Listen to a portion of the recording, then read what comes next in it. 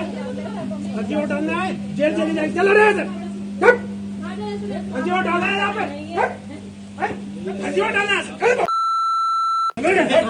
फर्जी वोट डालना है।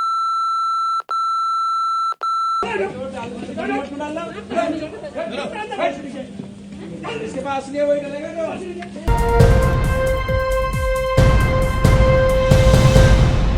ये जो वीडियो अभी आपने सुना, एक महिला के सामने पुलिसकर्मी गाली देता हुआ नजर आ रहा है। ये वीडियो कल का मंगलौर विधानसभा चुनाव का है।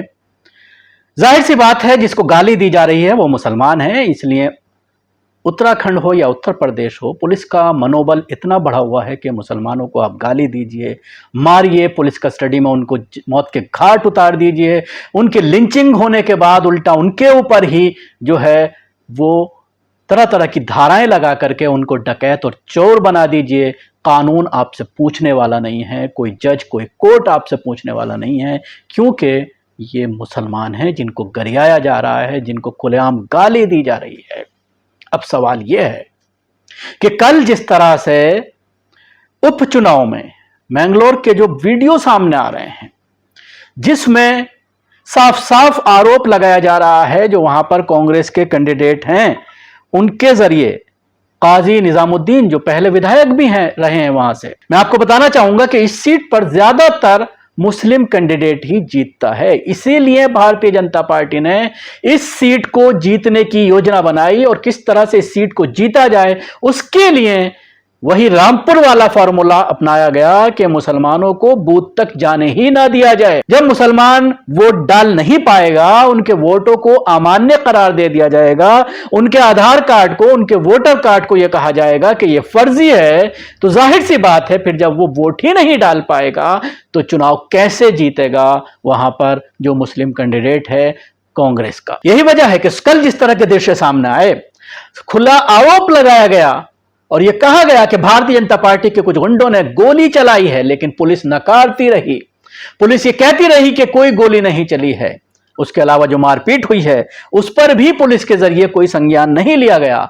इस वीडियो के जरिए आप साफ साफ देख सकते हैं कि किस तरह से मुसलमानों को पोलिंग बूथ तक नहीं जाने दिया जा रहा है, उनको धमकाया जा रहा है। न सिर्फ धमकाया जा रहा है बल्कि गाली दे करके, डंडे से फटकार करके तितर बितर किया जा रहा है। और उस पूरी घटना को पुलिस कर्मियों के जरिए ही बाकायदा अपने मोबाइल फोन में कैद किया जा रहा है, ताकि अगर कोई जवाब दे, पुलिस को रिट्रेट करे या फिर पुलिस की इस हरकत का विरोध करे, तो फिर उसको इस वीडियो के जरिए चिन्हित कर उसके पूरे खानदान को जेल में सड़ाया जा सके।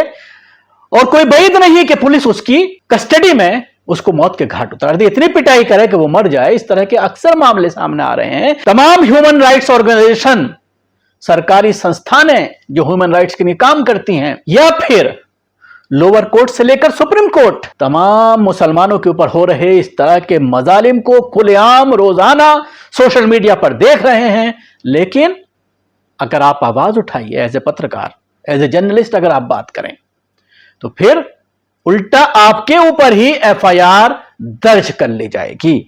और फिर न राहुल गांधी उस पर कोई जवाब देंगे, न अखिलेश यादव उस पर कोई बयान देंगे। कोई सेकुलर पार्टी जिनको अभी थोक के भाव में मुसलमानों ने वोट दे करके कामयाब कराया है, जिसकी बुनियाद पर आज राहुल गांधी और अखिलेश यादव गदगद हैं, लोकसभा में मोदी को घेरते हुए नजर आ रहे हैं। मोदी को पूरी तरह से विपक्ष के जरिए जिस तरह से दबाव बनाया जा रहा है, वो सबसे बड़ी बुनियाद उसके लिए मैं कहना चाहूंगा साफ तौर पर कि वो मुसलमान है, जिन्होंने इंडिया गठबंधन के कैंडिडेट को खुलकर के वोट दिया, पूरी तरह से समर्थन किया, जिसकी बुनियाद पर बड़ी संख्या में आप उत्तर प्रदेश में भी देख रहे हैं कि 39 member of parliament Samajwadi party के पहुंचे हैं। सवाल यही है कि इतना ज्यादा समर्थन करने के बावजूद, खुलकर साथ देने के बावजूद, तमाम तरह की सपोर्ट के बावजूद मुसलमानों के विपक्षी दल, चाहे वो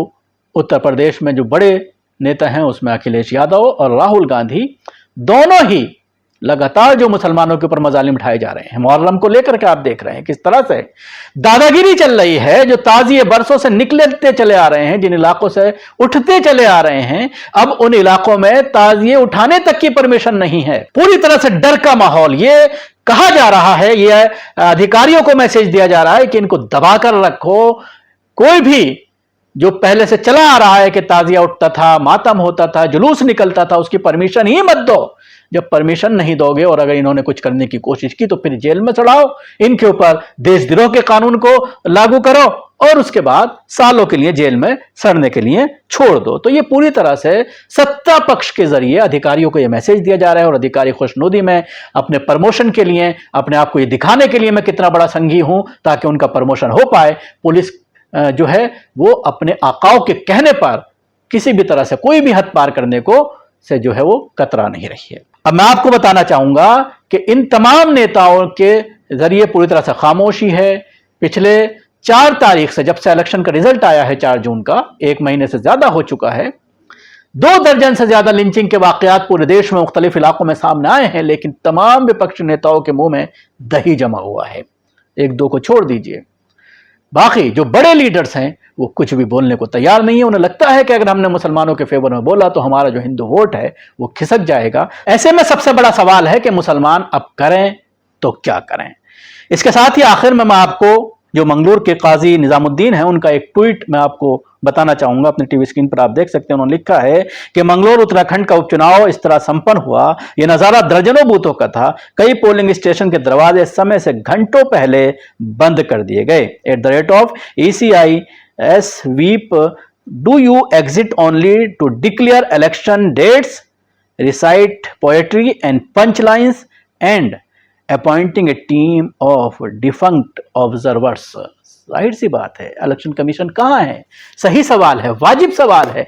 इलेक्शन कमीशन कहां सो रहा है? इलेक्शन कमीशन इस तरह की वीडियो पर संज्ञान क्यों नहीं लेता?